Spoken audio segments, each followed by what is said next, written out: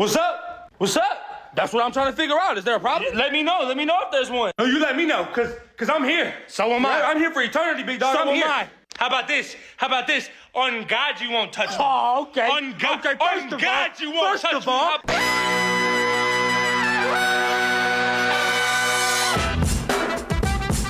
Good morning, sweet world, and welcome to the No Dunks podcast on the Athletic Network. It's Thursday, November 16th, 2023.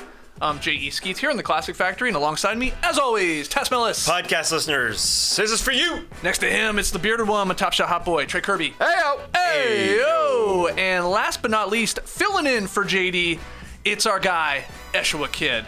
How y'all doing? What's up, Esh? I gotta know, have you recovered from our, let's say, terrible performance at our 3-on-3 tournament from the last weekend? I haven't gotten any sleep this week. Really? None at all. Tossing and turning, thinking about those shots. I was terrible. I let you guys down. No, don't be so hard on yourself. It's the worst I've ever played. Really? Ever? Oh, 100%. That's the worst you ever played? Look, I've been playing 10 years with Kobe, right? And we got in the car going home, and he goes, I don't think I've ever seen you play that bad. Jesus! Yeah. And I was like, I know, bro. Yeah, it was bad. It was terrible. Wow, okay. We'll get them next time. We got to find another 3-on-3 tournament. We got to get in. Redeem ourselves. Shout out to the stream team joining us live right now on YouTube. Smash that like button and subscribe. Later in today's show, we will be doing a little Is This News. We've got some updates when it comes to Draymond Green and the number of games he got for his altercation there with Rudy Gobert, putting him in a chokehold / headlock. I like seeing which, what am I trying to say? Term? No, which... Word? No, companies, I guess. I can't think of the Brand? word. Brand? No, not really either. Producer? Thank you. Website works. Okay. Broadcaster, I think, was the word I was looking for. The whole point was some go with chokehold, some go with headlock. Yeah. I'm always fascinated by that. Both sort of true, but it says a lot about you which one you go with, I think. All right, shut up, Skeets. Let's talk about the games last night. And we're going to jump around here. Let's start with Derrick White and Tatum leading the shorthanded Celtics over the 76ers in a matchup of the East leaders. Celtics missing Jaylen Brown and Porzingis, and it didn't matter in the end, Tass Mellis, because they get it done there in the fourth. This team is deep. Yeah. It's great to see guys like Derrick White and everybody on their starting lineup, their lowest usage rate in a while compared to last year. They just chill, but without Porzingis. Yeah, he didn't play. He didn't play. And no Jaylen Brown. Derrick White was awesome, obviously scoring the basketball. It looked like, and after the game, Joe Mazzulla wanted to call a timeout in the fourth quarter because things weren't going well. But then Derrick White, a three and a floater, he was just on fire. This team is just so scary. But I want to give it all to Al Horford, because he slowed down Joel Embiid in this one. And the Philly fans, where he used to play, were giving it to him a little bit, Yeah, sure. trying to get in his ear. Why do that to Al? He didn't do anything. I just want to see Al started for Porzingis, 5 big blocks, a couple on Embiid, just slowing down Embiid to just a regular 20-point night. He had 14 compared to Embiid, 4 big threes. Philly fans taunting him. I just want to see him win a championship, because I think a championship gets Al into the Hall of Fame. Whoa. I think it will. Wow. He doesn't have a lot of points in his career. He's only got 14K. That's not enough. Maybe not enough All-Star appearances, but slide him in there if he's able to get that, because he can help out, especially if Kristaps Porzingis does get injured, which everybody is worried about. That's all. Al was just great. I don't know how he stops Joel Embiid. I don't know how he's done it, but he's still doing it, getting close to 40. Yeah, the Celtics, it's pretty impressive when you can be missing basically 2 All-Stars. Jaylen Brown was an All-Star last year. Porzingis has been 20-point-per-game scorer, and they're still starting Tatum, White, Holiday, and Horford. Teams would be jealous to have that as their starting lineup every single night. Derrick White was incredible in this game. 27 points, 3 rebounds, 5 assists, and he was just perfect in the fourth quarter, I thought. Scored 14, had 3 assists. He makes the right decision every single time he has the ball. Am I driving to the rim? Do I have the shot? I'll take it. Are they helping? I'm kicking it out. Had the one to Tatum there on the right wing that really iced the game. Joe Mazzulla's timeouts have been kind of a thing for the beginning of this season, obviously all of last season, but when you trust your players, sometimes it works out. Yeah, White was special. Al Horford was great. I mean, Melton on the Sixers side was keeping him in it. He had a bunch of threes. They were hanging around. You said it got to like a 1-point game there. Oh, yeah. And then you're right. Derrick White sort of took over and kept them, sort of stiff-armed them there and got the victory. Fun matchup here. We might see these two teams come playoff time in a second round, in a conference final. Sort of hope we do. I hope everybody's healthy. I will say last night when you look at the schedule and some of the results, there were some schedule losses in terms of like back-to-back situations. We didn't even think Embiid was maybe going to play in this game. Back-to-back. Maybe they rest him. He goes. In the end, Al Horford has his way with them, so maybe they should have given him the night off. But yeah, really, really impressive win. And you said it before. Somebody slipped it in on a show earlier. Jason Tatum, I swear to God, is getting stronger looking and stronger looking. He's like getting bigger and bigger. Guy is huge. He hit big timely shots too. Let's not forget about him. He's obviously in the MVP race, but Boston to get that done, missing two of their main guys, and you just get to slip in an Al Horford, slip in a Hauser, and go from there. Big win to take over number one spot in the East, and I guess tied for the number one record in the league. Tatum has become so steady that he puts up 29, 8, and 6, and he's the third guy we mentioned, despite leading the team in scoring and obviously being their best player. But getting role performances or star role performances from Derrick White and then Horford just easily slotting into the starting lineup. That's super impressive. And then, like you mentioned, Skeets, third game in 4 night as well for the 76ers. The last 2 were against the Pacers, so really high possessions. They're also missing Kelly Oubre and Nick Batum, so they were a little bit at athleticism disadvantage. 17-10 on the fast break points for the Celtics. Philly's bench was just kind of lacking last night. They just didn't have it, and it looked like they were playing a tough schedule so far. Yeah, and they got outdone by the Celtics bench, especially in that first quarter when you had former Raptors, Delano Banton and Svi Mykhailiuk. Yeah. He was great. And Banton with that great steal, even though he missed some shots like he always does. They came through. And even Luke Cornett came through to give them that big lead. And Tatum just, even though he didn't start that well, he just stuck to being Tatum and finished the game. Moving on here, Paolo Banchero hits a turnaround jumper with 1 second left, a little 1 and change, as the Magic beat the Bulls 96-94. The Magic held the Chicago Bulls to 33 points in the lowest scoring first half in the NBA this season. Orlando led by 19. Chicago got back in the game. Zach LaVine hit some big shots late, but in the end, Orlando had a big enough lead and get it done through Banchero. TK, what'd you think about your Bulls coming up a little short? Disgusting game of basketball. Yeah. The first half in particular, the Bulls, like you said, scored 33. They had 13 turnovers. Casey Johnson was on the broadcast. He said, I covered the Bulls after the dynasty. This is one of the worst halves of basketball I've ever seen.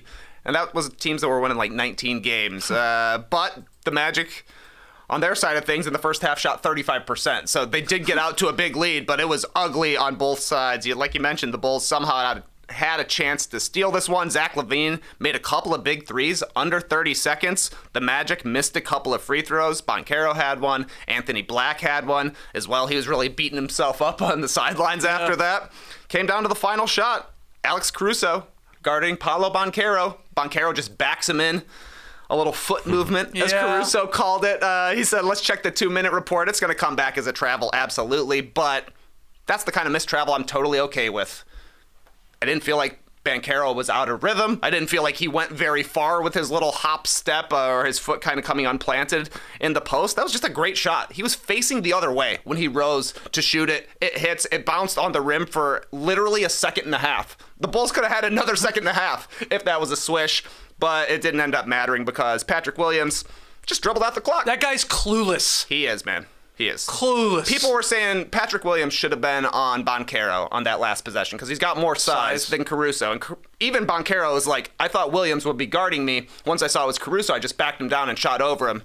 I'm taking Caruso over Williams in that matchup every single time, at least until he's gone. Thoughts on this one? Yeah, he did think that Pat Williams would be guarding him, but Patrick Williams guarded him a couple minutes earlier, and Banchero scored on him. So the Bulls decided, our defensive champ right here, Caruso, even though he was far shorter, just to get him physical. But he just decided, as you said, I'm going to look at the other hoop, raise, score. And he was able to do that. He's had 2 winners in 2 weeks now. He had that other winner against the Utah Jazz where he went left on John Collins. and was able to just throw it up with his left hand off the glass and in, which was beautiful. He's starting to put them together. And this game was ugly. Both teams shooting like 39%. Because the weird thing going on with our League Pass that we all use, sometimes our ESPNs are blocked off, sometimes our local broadcasts are blocked off, like the Hawks game was blocked off, the Knicks, Celtics. I was watching this game instead of those because I didn't want to go elsewhere. I was watching this game, but it was horrendous. I was complaining as much as Zach LaVine was complaining in the first half. He was complaining about getting hit but not getting calls. I came down to the last minute, and the Magic came through, even though it wasn't pretty for them. Banchero missed a free throw in the last 30 seconds. Anthony Black missed a free throw in the last 30 seconds. They gave up a 15-point lead that they had at halftime, 19 in the third quarter, and they both stunk, and Zach LaVine came through to tie up the game with huge threes down the stretch. Will this guy be traded? I can't wait. And his anger throughout the game, it was ugly. But the Magic are just doing a good job. They're doing enough to make Coach Jamal happy. They get it done. And Banchero, it's adding up, man. Two really, really, really big game winners. You think he's the leader for Clutch Player of the Year right now? Wow, I hadn't even thought about that. I forgot that was a thing. I don't think so, despite the game winners. But, it helps. Yeah, it helps at the end of the year. And I was going to say before we move on, I saw you tweeting at least some love. Say it to me, man. No. What do you think I'm going to say? You're going to talk to me about Goga Batadze. Well, you love him. I absolutely love Goga Batadze. Nobody can keep him off the glass. He had a huge rebound late in this game, like the one where he was falling. Yeah, he did. 6 offensive rebounds last night for Big Goga. I saw I had the best plus-minus on the Magic. He was out working Vooch inside. There was also another one where Vucevic had the rebound. Like, he dribbled it, but then I think it was Black came in and poked it from, or maybe Suggs actually came and poked it from behind. They made a couple of more hustle plays in the fourth quarter. Orlando did. All right, moving on here. Tass struggled to watch it because it was blocked here in Atlanta. But Julius Randle, another great game. Jalen Brunson coming through in the clutch. Helped lead the Knicks to the 116-114 victory over the Hawks. This was, I believe it got the designation of a wild ending on the NBA YouTube page. Okay. And it was, again, Brunson especially hit some big shots. He had a big corner three and then a big jumper. But thoughts on this one, TK? We'll start with you. Yeah, Brunson was a clutch killer. I was trying to get in Jason Concepcion's head last night. I texted him a picture of Bogdan Bogdanovic laying his finger aside of his nose from that classic matchup with the Knicks, and instantly Jalen Brunson hit a three-pointer, and Network hit me back with the 3 fingers to the face. Yeah, Brunson was great in this one. 10 points in the fourth quarter, 3 assists, no turnovers. He hit a 3 to put the Knicks up 1 with 4 minutes left. He hit a 3 to put the Knicks up 1 with 2 minutes left. He had an assist to Josh Hart. He had an assist to Randall to put the Knicks up 2 with 43 seconds left. Then he had a jumper after Trae Young missed a free throw, put the Knicks up 3, 19 seconds left. He just put the game away. And the steadiness he brings is such a great contrast to Julius Randle, who's actually getting it going right now. Oh, yeah. Brutal start. Last 5 games, 25 points per game, 10 rebounds, 5 assists, 44, 35, and 80 are his percentages. That'll work, especially considering Brunson can come in at the end of the fourth quarter and actually take the team home. Good stuff from New York. I only tuned into this game when I saw all the Hawks fans were upset, and it was mainly in the fourth quarter when they had the lead. But Jalen Brunson took over. He was just solid, and he kept smelling his hand as he's known to do. But also a scheduling problem here for the Atlanta Hawks. Having come off a back-to-back, traveling from Detroit, coming home, and now losing to the Knicks twice this year, and that's mainly why fans were upset. But the Knicks just go after the offensive boards against the Hawks. That's their problem against this Knicks front line. They just had 14 offensive rebounds, 21-4 on second chance points.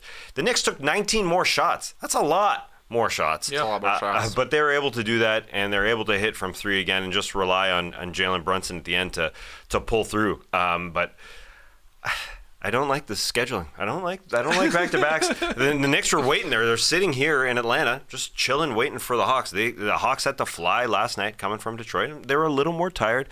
Trae Young, a new baby. Congratulations. Didn't have a great shooting night. He was assisting everybody. 17 assists, but 4 of 12 from the floor. Didn't hit a 3. That's sort of weird to see.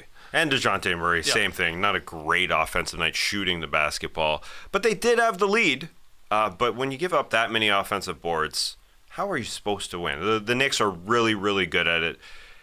You still have to have big guys in the NBA. even though everybody wants to go small. Everybody wants to start Paul George at the 4 like the Clippers are doing. Like, it's more fun to see ball handlers, but you're not going to win when it comes to playoffs. Look at Jokic. Look at the Nuggets. You need big dudes. Both teams, the Knicks and the Hawks, at 6-5. I can't wait for these two teams to play in a playoff series. I feel like that's going to happen, either 4-5 or 3-6 type matchup. 2 wins in Atlanta, though, for New York. Yeah. So I would say they have the advantage. Well, it's not really when they play here in Atlanta. It's basically 50-50. New York. Yes, I actually was regretting it watching this game. It was working for me somehow. I don't know why. That I was like, oh, damn, yeah, I should have went down to the Fortress tonight, because I do like those games where Knicks, Celtics, Lakers. If you get a close game here in Atlanta, it's a fun atmosphere because it is like a 50-50 crowd. It's Definitely. Like whatever happens, you get a bunch of people going nuts for the road team, or obviously the Hawks. And I was like, oh man, this is a close game, back and forth affair, big plays, and would have been a good one to take in person. All right, moving on. The Kings overcome LeBron's triple-double. Yeah, LeBron had triple-double. The second oldest guy to ever do so. Karl Malone had one when he was 40. Karl Malone only had 4 triple-doubles in his life, but he had one when he was 40 with the Lakers. Anyway, the Kings hold on in the fourth quarter for the 125-110 win over the Lakers. They have their number. TK, thoughts on this? Yeah, I guess the Lakers came back in this one. Got to, like a 10-point game, I think, in the fourth quarter, but it's just tough to win when you turn the ball over 23 times. That was the big number that stuck out to me from LA's side here. LeBron was definitely great. He took over in the fourth quarter. But between 23 turnovers and not much from Anthony Davis, only 9 points on 9 shots, the math just isn't going to work for you. They made 11 threes. The Kings made 16. They looked faster all night to me. The ball was really moving. Huerter has been great. He was incredible again last night.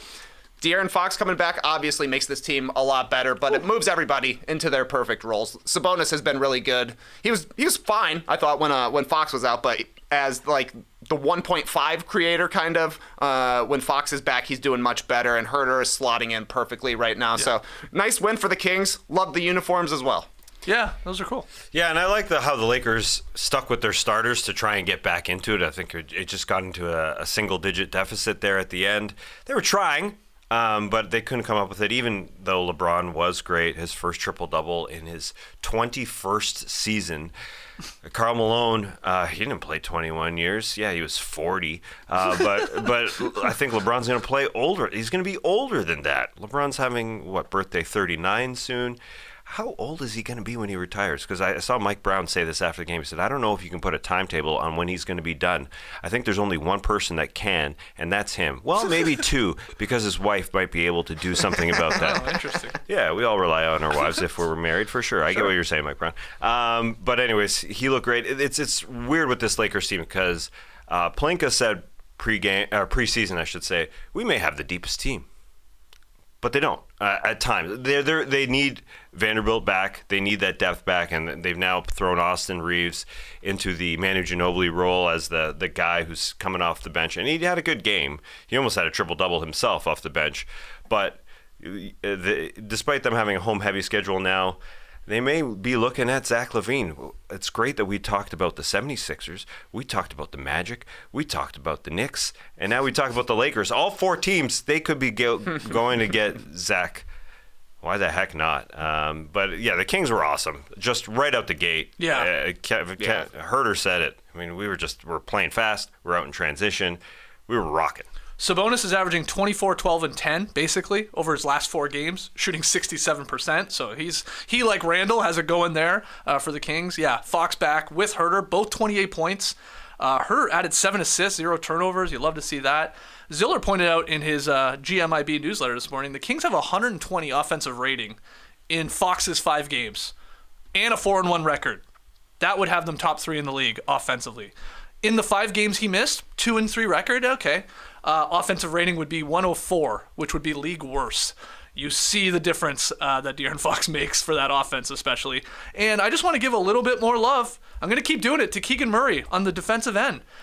He, early in this game, he was matched up on D'Angelo Russell for a lot of it. They had him on him. And yeah, Russell has the speed on a guy like Murray, but still his length and his strength to recover, I thought was pretty impressive. Even saw time on LeBron as it went on. Again, I think for the Kings to go to a next step, he has to become more of a two-way player, and he's starting to show that. But good win here in the Kings, and again, I think, what is it, 5 of 6 they've taken against the Lakers? I want to say. I know I believe it's 3 in a row. So they're rolling here with Fox back in that lineup. A guy that came back last night, Devin Booker, scored 31 in his return from injury. Suns roll past the Wolves, 133-115. Possibly another schedule loss here for the Timberwolves, but. And look, we got excited. We thought this might be the first game for the big three in Phoenix. Booker back, KD, of course, there. Oh, Beal was looking like he was going to play, but he was a late scratch. But in the end, I do think the schedule makers had something to do with this sort of blowout here. We got to do something about these back-to-backs. They're coming off a huge disappointment with what happened the night prior with the Warriors. I mean, it was just a lot of energy. It was just a lot of energy. Not a disappointment. They got it done. But Kevin Durant was just excited to see Devin Booker back. He was just so happy to see him back, and how great Devin Booker was. He wasn't slacking at all after missing 5 games with a calf injury. You'd think maybe he's a little bit gassed, but he looked great. He looked like playoff Booker, and I thought as well that we would be seeing Beal out there, but a back problem for him. I underestimated, I guess. Whoa, there go the lights. There it goes, right there. Spirit of JD still is here. I thought this light would be there forever. I thought Bradley Beal would be healthy forever. It has not happened. They literally haven't played a game together. And there was a lot of talk about the last couple of years and how Beal hasn't been completely healthy the entire season. It's just a strange thing. It's just a strange thing for me. But Book and Durant are a special combo for themselves. Beating a team that's on a back-to-back. We got to get rid of these back-to-backs. The Evans. Does anybody call them the Evans? Who? Devin and Kevin. No. The Evans?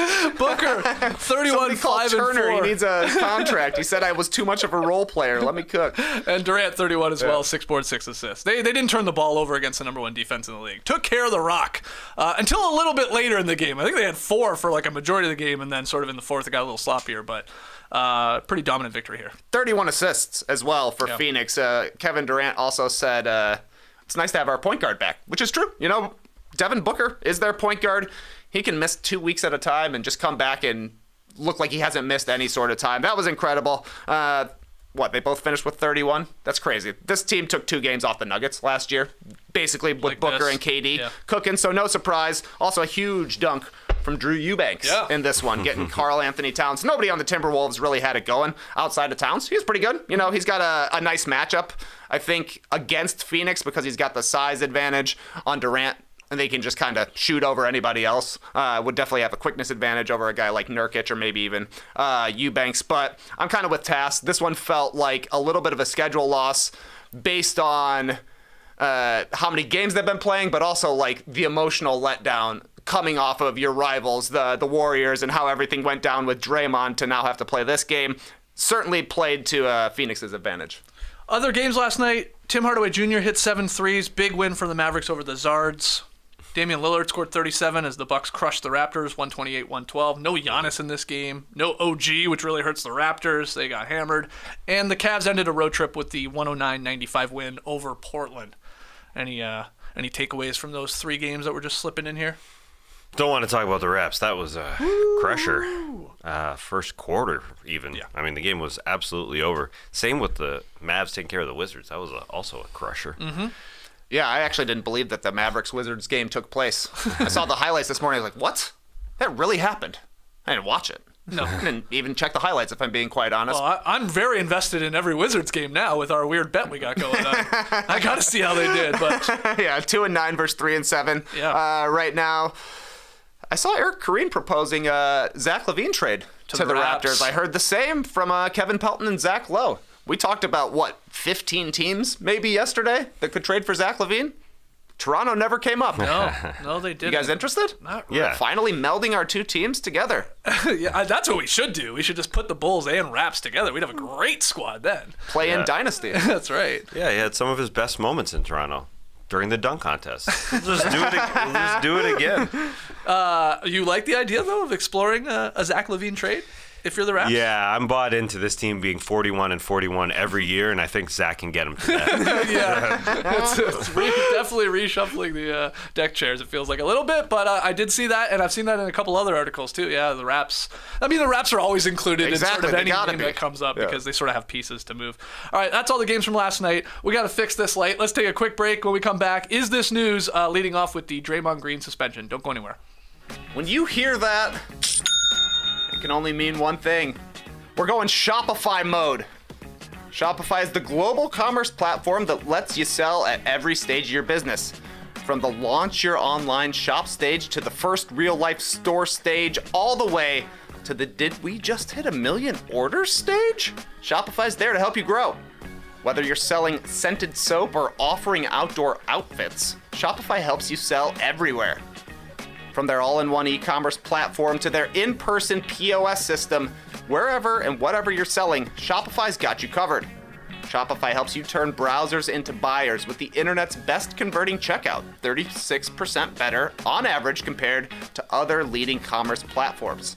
And you can sell more with less effort thanks to Shopify Magic, your AI-powered all-star. No matter how big you want to grow, from big to quite big to very big, Shopify gives you everything you need to take control and take your business to the next level.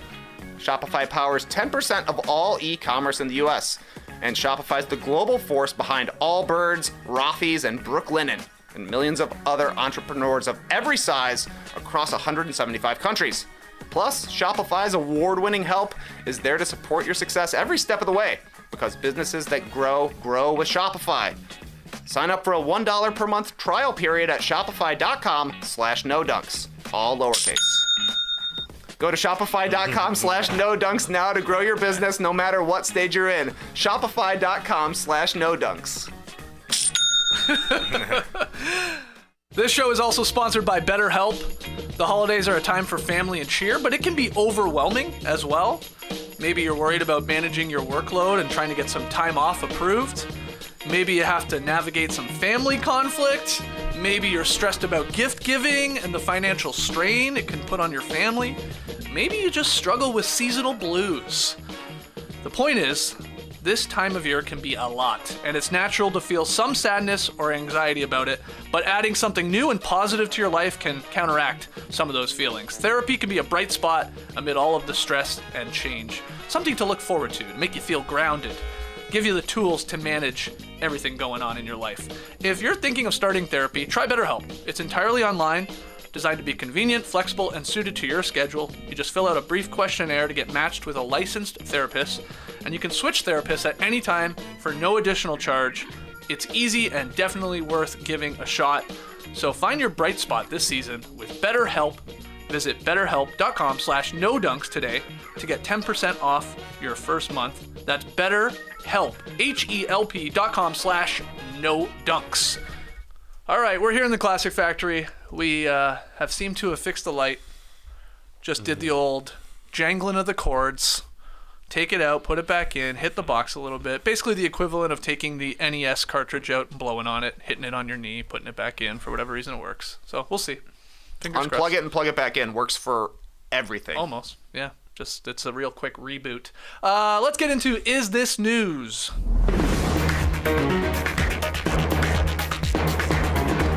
All right, our first headline from The Athletic. A great website. Go to theathletic.com/nodunks. Draymond Green suspended 5 games for involvement in fight with the Timberwolves. I will note that Klay Thompson, McDaniels, and Rudy Gobert each fined $25,000 for their roles in the incident. Draymond Green, though, 5 games tasks for the chokehold/headhold/head/, I don't know whatever it is. What do you think? I think this is great news, actually. I like how the NBA is being harsh about this. They want to send out some memos about a few things. We have an in-season tournament because we're trying to sell our games. We're trying to make some money. Hey, also, you can't have stars sit out games. We also have a memo about that. Also, you can't choke guys. Because Draymond Green has gotten away with a lot of things over his career. And I have been a sucker, and I have given him a lot of leash talking about him stomping on Sabonis, etc.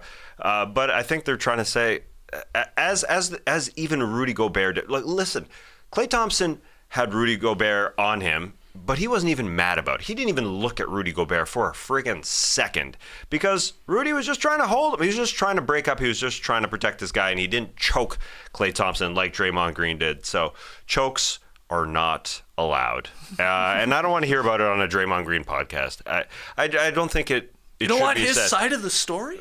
His side of the forearm? That was a bicep. He had his bicep under the Adam's apple.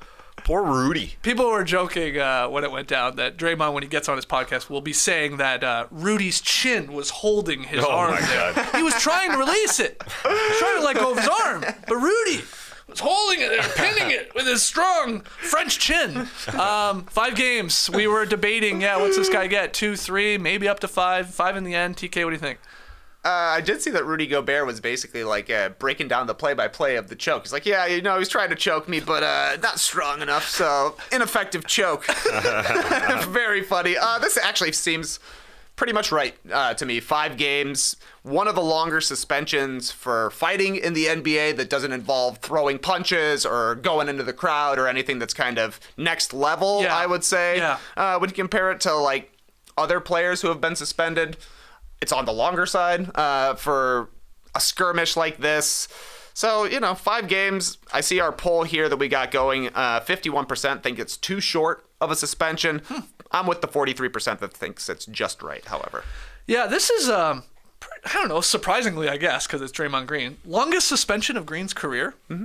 First time being penalized multiple games, which obviously then makes it the most expensive penalty.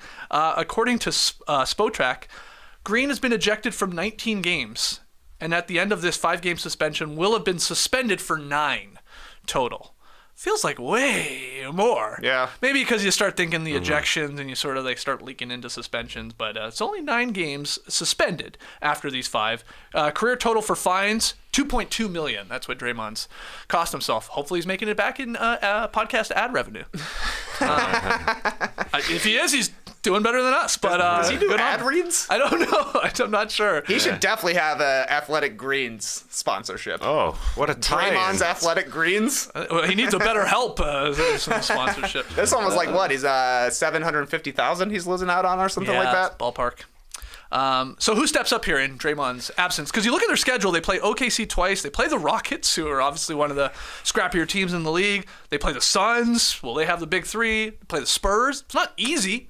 Who's got to step up here? Who gets to start? Does Sarge go in there? What do you think? Yeah, the big question is, how does Jonathan Kuminga adapt to this? Because he was great in the preseason, but it's going to be Kojemski. It's going to be the man who's just going to be great off the bench, who has been great off the bench, but he won't get the start by any means. I think they're good. The Sarge will be the guy who starts, and then they'll see how Jonathan Kuminga plays. But they get smaller now. This 5 games does hurt this team. Especially without Steph. Yeah, absolutely, and deservedly so. So they're going to be a tiny team. Yeah, but I guess that's considering who they're playing. Like, they're not playing big teams. OKC plays a very skinny center. Chet Holmgren as their one big. They play them twice. Houston, Şengün is going to be a tough matchup for them, but I think like Looney can probably handle Şengün well enough. Phoenix, that's a small team, and then the Spurs have Wembanyama, but Spurs have been getting blown out a lot the past couple of weeks here, so I think they can survive this stretch with Draymond missing. I assume it'll be Saric who starts, but it's time for Kuminga to look as good as he did in the preseason, and it's time for Wiggins to start playing basketball. Yeah, That's the big thing here. If he is able to step forward and give them something on either end of the ball, literally either end of the ball, play defense and rebound or try and score, it would be very helpful for Golden State. Oh, so do you think if that happens, either Wiggins starts to find his game or Kuminga, gets out of this shooting funk? He's shooting 30% over the last 4 games. Do you think Draymond will try and take credit for being suspended, obviously leaving the team and getting those guys going? Like, he's playing chess. He's going to sell us on, right? Yeah, if you're a podcaster and something that you have any sort of connection to actually comes through, you got to talk about it. He's got to take credit, yeah. Is he doing TNT hits? Because he could. I don't know. Yeah, got time? I figured I wasn't around. I thought you guys maybe seen a Draymond Green on TNT, because he would be there for a game where somebody else plays. Yeah. And he'd say, "Oh yeah, exactly. This is awesome. It's so good to sit out." Is that legal, I wonder? I guess it probably would be. Like, he's suspended from the team, but could he go and sit with the inside the NBA guys? I don't know. I guess so. I mean, they do a lot. They do it in the playoffs, like when their teams are eliminated. Yeah, I don't know. My guess is that if you're Mike suspended, Vorkunov, they don't want you on a league broadcast, would be my guess. Yeah. Probably. Yeah. But Shaq would love to chat with him about what happened with Rudy Gobert. Oh, yeah, they would. All right, 5 games for Draymond Green. Most people seem to, I guess most people actually think that he should have got more, so he's getting off a little easy. Next headline here from ESPN, Daniel Theis to join the Clippers after a Pacers buyout. This one felt like it came out of nowhere, if I'm being honest, but we were just talking about the Clippers. TK, you're saying, man, they need some size here. Well, they're going to get it a little bit, some front court help. What do you think? For an emergency scrap heap find, fair. I mean, Daniel Theis has played literally 8 games in the calendar year 2023. That's it. Wow. He's not much of an NBA player right now, but he showed some signs of life in the FIBA tournament. Ain't that right? Yeah, Won a gold medal. That being said, Theis is still small. He's 6'8" is what he's listed at. At best, he's an average rebounder. I don't even know if you would say he gets there. So it's kind of weird because I think that the Clippers thus far with Harden there have looked their best when they're playing a smaller lineup. But on the other hand, they've given up double-digit offensive rebounds in 4 of their last 5 games. I don't necessarily know that Theis is going to help out at all, but they needed somebody to at least have an option. Yeah, they absolutely needed size. He is only 6'8", but I think they're going to play him a ton. And it is weird because we did watch him play for Germany, and he was agile. He was able to guard guys on the perimeter. He was able to put it on the floor, and he looked good. But I don't know if he can do it for an entire season. But the Pacers just have really good centers playing with Miles Turner, and then Jalen Smith has been looking really great as their backup, and Isaiah Jackson even behind that. So Daniel Theis hasn't seen the floor whatsoever. But he looked great for Germany. So when I saw this, I was excited. I thought, man, this Clippers team just needs somebody. We've been talking about it. They need somebody to play, and this guy will help out. And the Clippers said we can just buy out and play our other centers, and no problem. Nobody had been talking about it on our show, so I loved it. But I did see a comment here, Daniel Theis to the Clippers, which was 18 hours ago. So I think it was before the signing was made. That's what I saw anyways, from our man Mark. So people know Daniel Theis can play. I think he needs to. They need somebody. I mean, their backup centers are literally either Terrence Mann, he's not a center, or Paul George, and they need size at all times. Theis had $7.8 million left on his $9.1 million contract with the Pacers. He's signing a prorated veteran minimum of like 2.1 here with the Clips. Good point about the Pacers center rotation. Yeah, they definitely didn't need him. You can see why he wasn't playing because they have 3 pretty good guys there. Though I don't know what the update is on Smith, who injured himself. He had a head injury on Tuesday, I think. Taken to the hospital for evaluation. He sort of collided with Paul Reed. Hopefully he's okay though. But yeah, we'll see if Theis has anything left. He's got a little bit of FIBA inside of him there that he can at least help out the Clippers who need it, with Plumlee out with the MCL in his right knee, and he's out for a while. Next headline, the Associated Press. Ben Simmons to miss at least a week due to pinched nerve in back. Is this news, Tass? It's related to last year. It sure feels like. Well, they said it's not. It's not. They specifically other side. said it's not. That's what Coach said. Yeah. Well, Coach said, I'm not sure. Because it could be. I mean, it's the other side of his back. Yes. But the fact is, he's been out for a long time with a back problem. So, unfortunately, it sure feels like, despite it being a decent start for him to the season, where he's been inserted into the starting role, and no, he's not scoring like he used to. He's not driving like he used to. He's not dunking like he used to prior to his Sixers scenario where he didn't dunk, if we all remember that. But he didn't work out.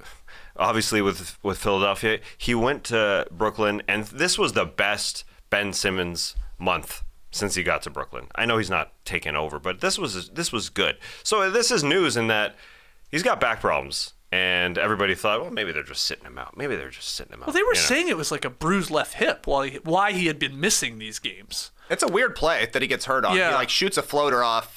He must shoot off his left leg, and as soon as he lands, he's limping back on down the court. They called it a hip injury right away, to the point where they asked Cam Thomas about it. He's like, it's a back injury? News to me. Yeah. But as we're seeing with Bradley Beal, backs can flare up time and time again. But you're right, Tass. Ben Simmons has done a pretty good job this season of just being a dude. 6 points, 10 rebounds, 6 assists. He's playing 30 minutes.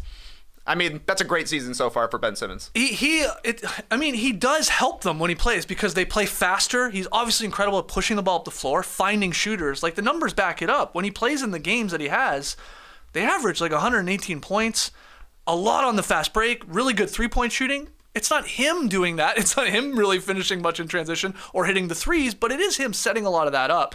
And so when he has sat, you do see the Nets get bogged down, I think, a lot more.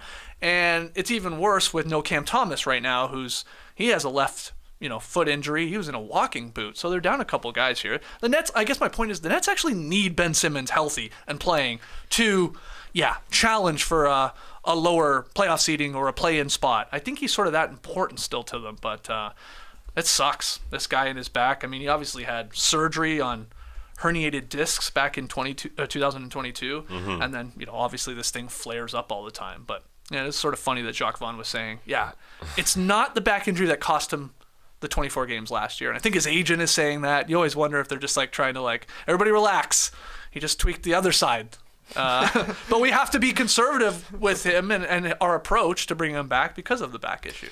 Yeah, and even if it wasn't the same actual injury, he's had nerve problems in his back before. So this could be a thing. And the Bradley Beal association is good as well because, it may just be happening with both of these guys. So it's even though Bradley Beal came back for a game, they sat him down because of it. But this feels longer because it is a nerve impingement. Final headline from TSN. Up in Canada. NBA in talks with group to establish expansion team in Montreal. So Adam Silver, he broached the subject in a televised interview during Monday night's game between the Celtics and the Knicks, the one where Brian Scalabrine was trying to impress Silver with his NBA breakdowns.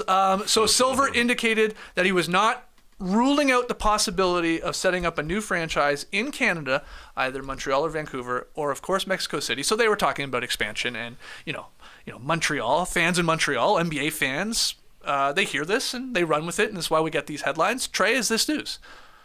I don't know. Is it? That's not a team yet. And they don't feel like they're next up on the list. It feels like they're in the second tier alongside Mexico City and Vancouver, perhaps. I did like Silver's quote. When we first went there to Canada, it was a hockey market. Kids like basketball now. They obviously still like hockey, but there will be other opportunities eventually. Sure. Yeah. Yeah, we both watched it. We watched that interview with Gorman and Scalabrine. That's right.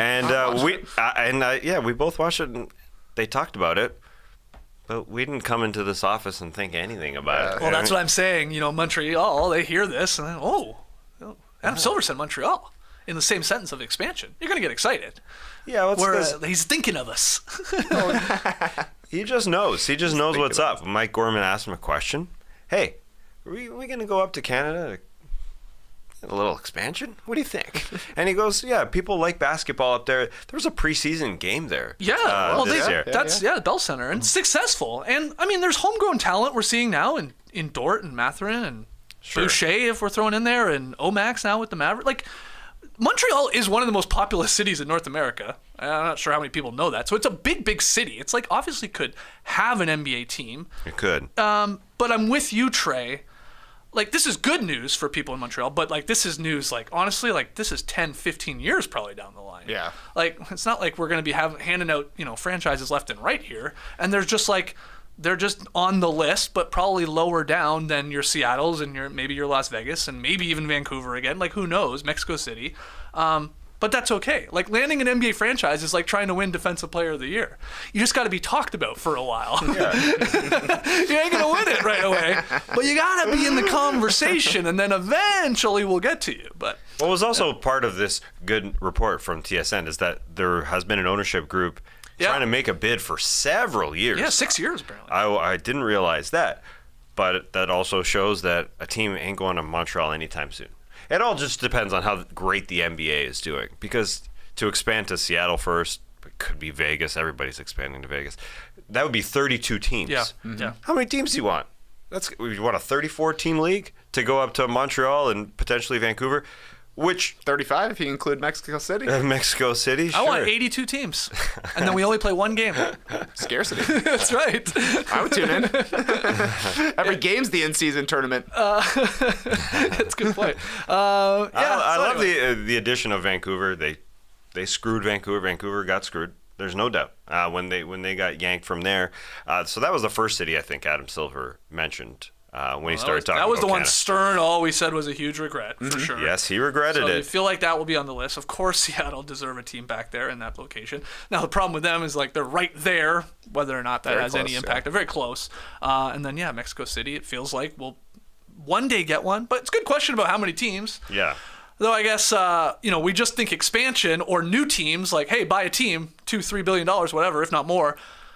But teams could leave markets as well. I won't open that can of worms right now, but maybe that's the idea here too, right? Yeah. Shuffling. But it all depends on how this in-season tournament does. There could be some more money coming in. There's just the factor of the negotiation that starts in March for not just the in-season tournament, just in general.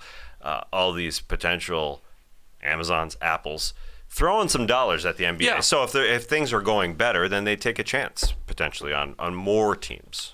As Raptors fans, would you be excited that there's another team in Canada competing for the affections of Canadians? I think so. Yeah. Yes. I mean, I yes. think that part would be really fun to have like a Canadian rivalry, especially Toronto and Montreal. I mean, people that live in those cities hate each other. Yeah. So that would be fun because it was a little different when it was Vancouver, Toronto as just new teams that were both pretty crappy. Mm-hmm. Like even they had the Naismith Cup and all that, and they tried to sell us that. Like the Naismith Cup, when you think about it, was really the in-season tournament before the in-season tournament. But no, the answer to your question, absolutely. And I do think Montreal. I think Vancouver. I think it's obvious that both those markets could have an NBA team and support it well. Personally. Yeah. The rest of the Canadians are apparently Toronto Raptors fans because there's only one team. Canada's team. Yeah, but they're all far. Like they can't go to games. Like all the fans are very far from Toronto. You can jump on a train. That's gonna take like 5 days. Montreal to Toronto, what'd that take? 5 hours? 5 hours. Wait. Trey said we, so we can do our French accents all day. I did see that Montreal is further north than Toronto. We the North. OUI the North? Oh, that's pretty good, actually. That is good. All right, so look, they're on the list. Silver's thinking about you, Montreal. Or at least your name is being included in the possibility of expansion. All right, let's take a final break. And when we come back, we have a very weird story involving Mark Jackson, the New York Knicks, and a plane. Don't go anywhere. No matter what's in your closet, Indochino makes it easy to keep your wardrobe fresh with looks made just for you, from suits and shirts to outerwear and more. For a limited time, you can shop Indochino's best prices of the year during their Black Friday event. Don't wait. Speaking of Fridays, guys, how about Formal Fridays here in the Classic Factory? Huge hit. We're going to do it every Friday for the rest of the month. Hell, we might even just keep it going. It feels really good to dress up. Puts a little bit of steam in your stride, you know what I'm saying? Yeah. Yeah, you feel Is that an old-timey saying? Steam in your stride? It's the Joker, Jack Nicholson, the Joker says it in Batman, 1989, and it stuck with me. So I bring it up whenever I can. Put a little steam. Yeah, he's talking about Vicky Vale. He says, a woman like that can put steam in a man's stride. I like it. Yeah, me too. Made-for-you suits start at just $349, and premium shirts start at just $49.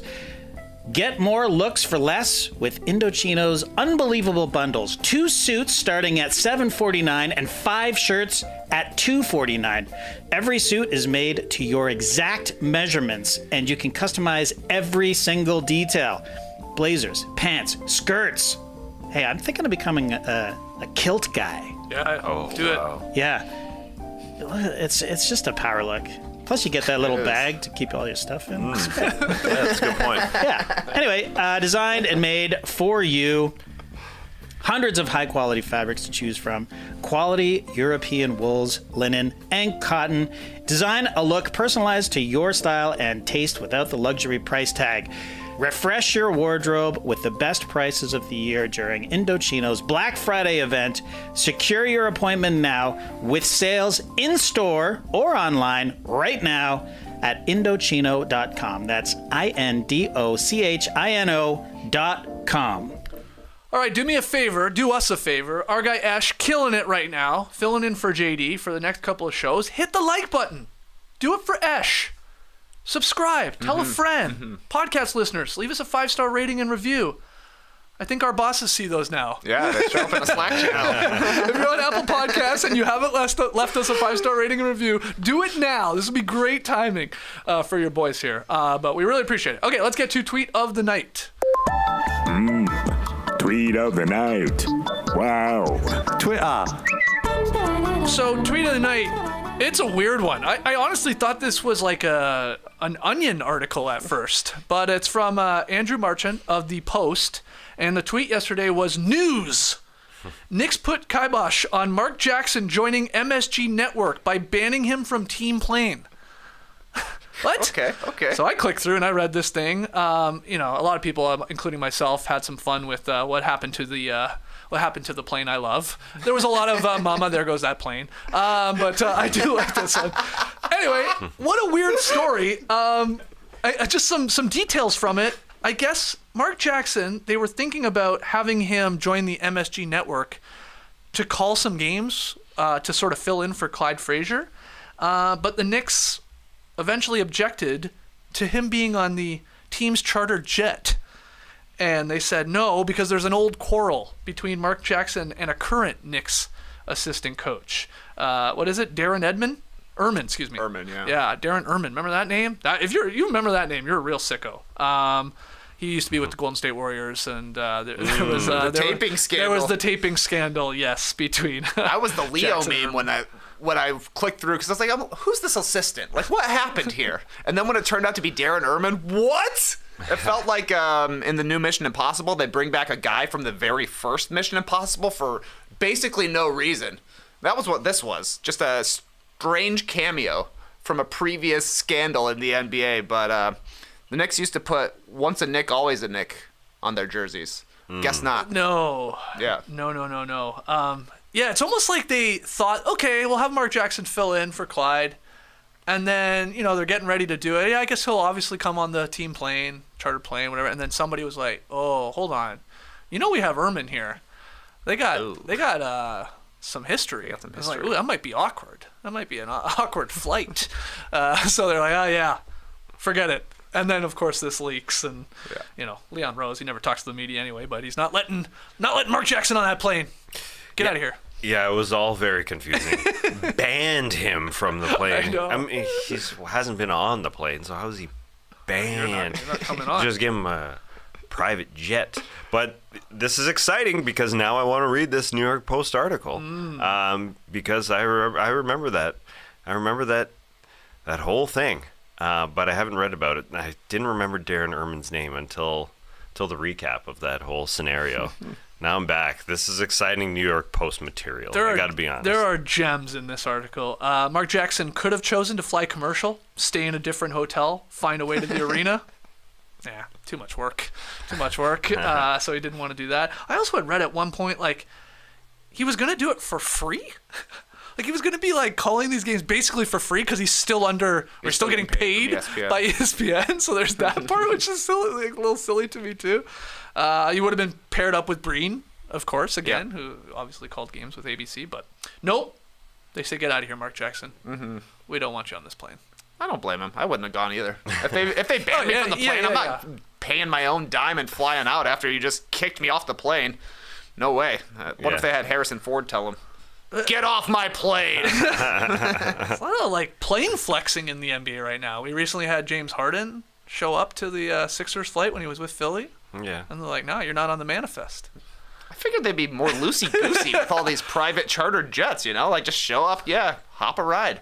Somebody tweeted at me that has worked for a team and said, like, this is absolutely ridiculous. The idea, like, that Jackson would have to be around Darren Erman. Right. Like, you wouldn't have to see him if he didn't want to. So, like, really, this is just, like, I mean, it's a power play here, I guess, from Rose and Erman and the Knicks. Like, they could have made this happen without them having any interaction whatsoever. Like, many times these broadcasters have very minimal interaction if they want or don't want with the players and staff, which is probably true.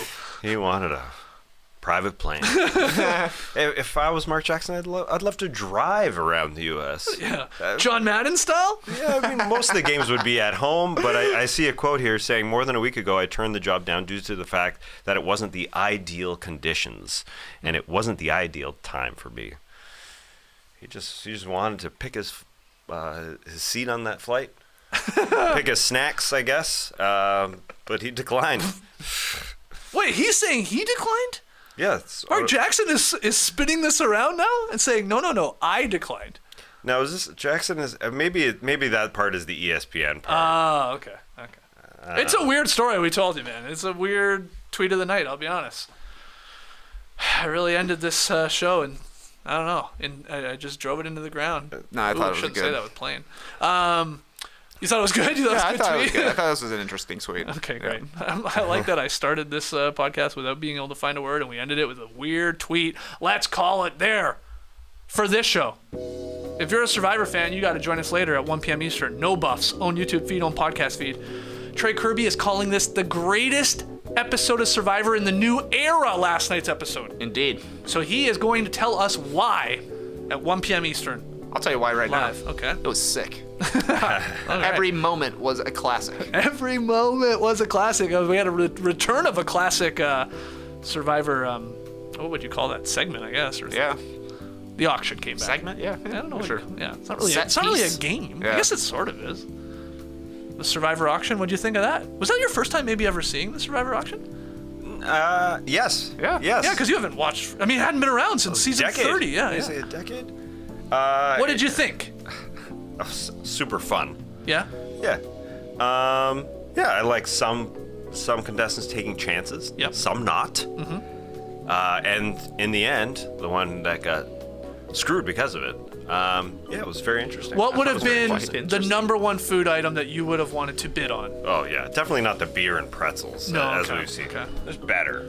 I like the French fries. I got very excited. French fries about was good, fries. and honestly, when she revealed the charcuterie Ooh, board, that's I was like, good. that looks like a lot of Nice food. glass That of looks wine, nice, too. yeah. She said salami is my favorite. I love salami. Salami, cheese. Yeah, was that Emily? Yeah. Yeah, she had a great. And she put her face in the sand. She Yeah. was so excited. She had dropped to the ground.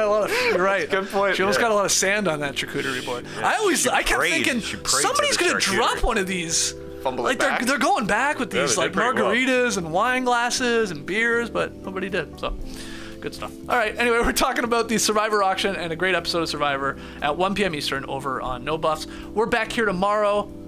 Formal Friday. Everybody get your suits on. That includes you, Ash. We are dressing to impress for tomorrow's Drop podcast. We'll see you then. Till then, Clipper Bros. You heard it here first. Have a great time. Turn up. Love you guys. Awesome. Thanks for joining us, and remember, this New York Post article's got me thinking. Darren Erman just earned himself a head coaching spot for the first time in his NBA career, just because of how hard he is, how tough he is about his fight. I think he's going to get a head coaching job. He once coached the Maine Red Claws. Oh, yeah.